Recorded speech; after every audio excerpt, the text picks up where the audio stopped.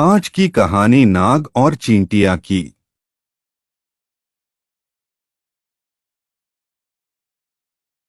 एक जंगल में एक नाग रहता था।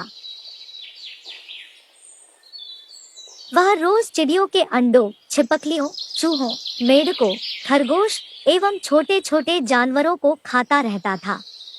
इस प्रकार छोटे छोटे जीवों को खाकर दिन भर सुस्त पड़ा रहता। कुछ दिनों में ही वह काफी लंबा मोटा हो गया। उसका घमंड भी बहुत बढ़ गया। एक दिन नाग ने सोचा, मैं जंगल में सबसे ज्यादा शक्तिशाली हूँ। मैं जंगल का राजा हूँ। अब मुझे अपनी प्रतिष्ठा और आकार के अनुकूल किसी बड़े स्थान पर रहना चाहिए। यह सोचकर उसने अपने रहने के लिए विशाल पेड़ का चुनाव किया। पेड़ के पास चींटियों का एक बिल था। वहाँ ढेर सारे मिट्टी के छोटे छोटे कण जमा थे। नाग ने कहा, यह बवाल मुझे पसंद नहीं।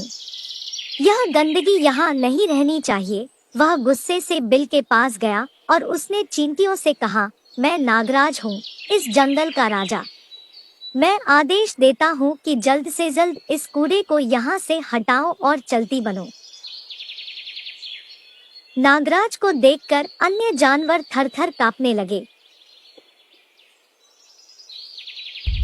पर नन्ही चींटियों पर उसकी धौंस का कोई असर नहीं पड़ा। अब नाग का गुस्सा बहुत बढ़ गया। उसने अपनी पूंछ से बिल पर कोड़े की तरह जोर से प्रहार किया। इससे चींटियों को बहुत क्रोध आया।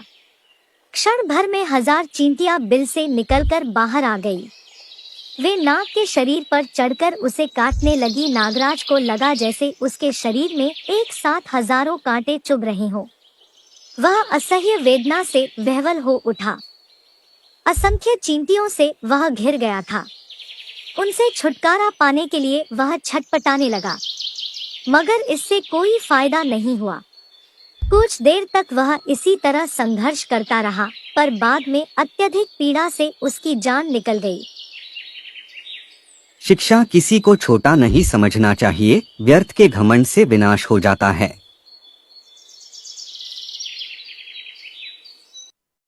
कहानी पसंद आए तो लाइक, शेयर और सब्सक्राइब जरूर करें।